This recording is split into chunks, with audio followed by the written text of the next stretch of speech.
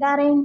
ان کے بعد سود کی تباہ کاریاں اس عنوان پر لب کشائی کے لیے میں خطیبہ نائلہ بنت نعمت اللہ کو دعوت دیتی ہوں، جو کہ دعویٰ سال آخر کی طالبہ ہیں۔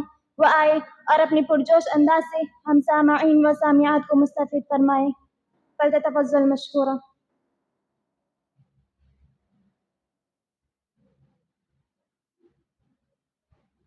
السلام علیکم ورحمۃ اللہ وبرکاتہ۔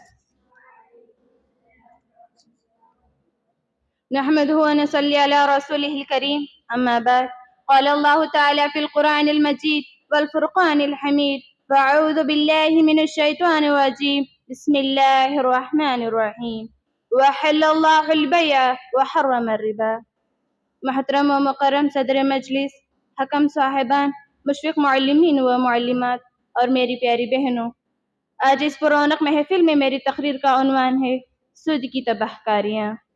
سود کثرت اور زیادتی کو کہتے ہیں، یعنی کسی مخصوص چیز میں زیادتی کو سود کہا جاتا ہے، یعنی کسی کو 100 روپے بطور قرض دے کر ان سے 110 روپے کا مطالبہ کیا جائے تو اس 10 روپے کی زیادتی کو شرعاً سود کہا جائے گا۔ سود شریعت اسلامیہ میں حرام اور موجب ہلاکت ہے اور سود کبیرہ گناہ ہے۔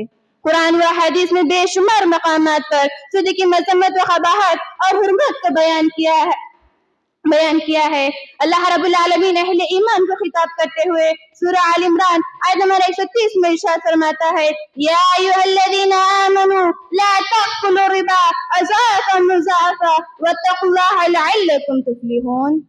اس آیت کریمہ میں اللہ رب العالمین سود کی حرمت کو بیان کیا ہے اور ساتھ ہی ساتھ تقوی کی تعلیم دی ہے۔ معلوم ہوا کہ سودی کاروبار اور سودی نظام سے صرف اور صرف متقی اور پرہیزگار بندے ہی بچ سکتے ہیں۔ دراصل یہی لوگ کامیابی کی منزل طے کرنے والے ہیں۔ دوسری جگہ اللہ رب العالمین صراحت کے ساتھ سود کی حرمت کو بیان کیا ہے، جیسا کہ اللہ تعالیٰ سورہ بقرہ آیت نمبر 275 میں ارشاد فرماتا ہے: وَأَحَلَّ اللَّهُ الْبَيْعَ وَحَرَّمَ الرِّبَا۔ معزز سامعین و سامعات، اسلام میں تجارت کی اجازت دی گئی اور سود سے روکا گیا، کیونکہ سودی مال حسد کا باعث ہے، دنیا و آخرت کی بربادی کا ذریعہ ہے، سود برکت کو مٹانے والا ہے۔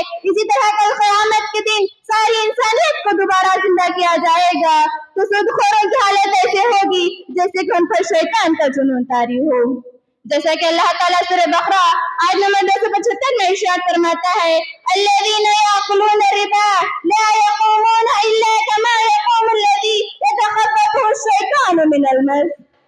معزز سامعین و سامعات، اللہ کے رسول صلی اللہ علیہ وسلم نے احادیث مبارکہ کے اندر سود کی قباحت اور حرمت کو مختلف انداز میں پیش کیا ہے، اور آپ نے سود کو موجب ہلاکت قرار دیتے ہوئے آپ صلی اللہ علیہ وسلم نے فرمایا: اجتنبوا السبع الموبقات، اے لوگوں 7 ہلاکت دینے والی چیزوں سے بچو۔ صحابہ اکرام نے دریافت کیا: اے اللہ کے رسول، وہ چیزیں کیا ہے جو ہلاکت میں ڈالنے والی ہیں؟ آپ نے فرمایا: الشرک باللہ والسحر وقتل النفس التي حرم اللہ الا بالحق واکل الربا۔ متفق علیہ۔ معزز سامعین و سامعات، اس حدیث سے بات کر کر سامنے آ گئی کہ سود کبیرہ گناہوں میں سے ہے اور کبیرہ گناہوں کا مرتکب دنیا و آخرت میں ہلاک و برباد ہو کر رہے گا۔ اس لیے اگر ہم دنیا و آخرت کی بھلائی چاہتے ہیں تو ہمیں سود کو بائیکاٹ کرنا ہوگا اور ہمیں سودی نظام کو مکمل طور پر چھوڑ دینا ہوگا، کیونکہ یہی اللہ رب العالمین کا حکم ہے۔ معزز سامعین و سامعات، سود کھانا بہت بڑا گناہ ہے۔ ایسے سود خوروں کے لیے اللہ رب العالمین نے جہنم کی وعید سنائی ہے، اور اللہ کے رسول صلی اللہ علیہ وسلم نے اس عمل کو لعنتی عمل ٹھہرایا ہے، جیسا کہ اللہ تعالیٰ سورہ بقرہ آیت نمبر 275 میں ارشاد فرماتا ہے: وَمَنْ عَادَ فَأُولَٰئِكَ أَصْحَابُ النَّارِ هُمْ فِيهَا خَالِدُونَ۔ جو سود کی طرف پھر پلٹ کر دوبارہ آئیں گے، یہی لوگ جہنمی ہیں، اس میں ہمیشہ ہمیشہ رہیں گے۔ اسی طرح اللہ کے رسول صلی اللہ علیہ وسلم نے سود کھانے والے، کھلانے والے اور گواہی دینے والے پر لعنت کی ہے، جیسا کہ صحیح مسلم کی روایت ہے: لعن رسول اللہ صلی اللہ علیہ وسلم آکل الربا وموکلہ وشاہدیہ وقالہم سوا۔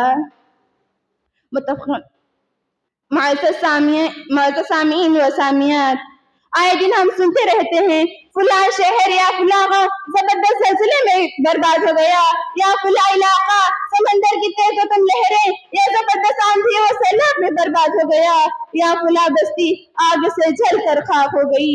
کیا کبھی آپ نے غور کیا ان تباہیوں اور بربادیوں میں دوسری معاشیتوں کے ساتھ سود کا بھی عمل داخل ہے؟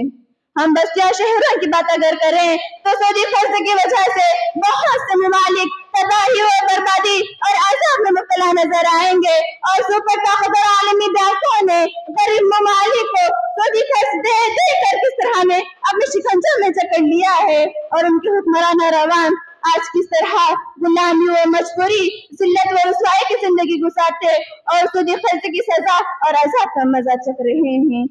عالمی حالات و واقعات پر نظر رکھنے والوں سے یہ بات مخفی نہیں ہے۔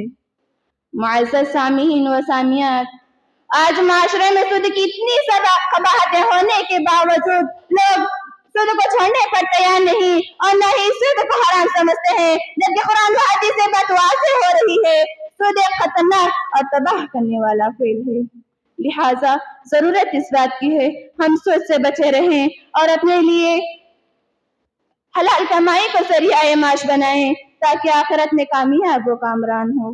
آخر میں اللہ رب العالمین سے دعا ہے اللہ تعالی ہم تمام مسلمانوں کو حلال کمائی کی توفیق عطا فرما اور سود جیسی مذموم مہلک اور لعنتی چیز سے ہم سب کو بچا، آمین۔ السلام علیکم ورحمۃ اللہ وبرکاتہ۔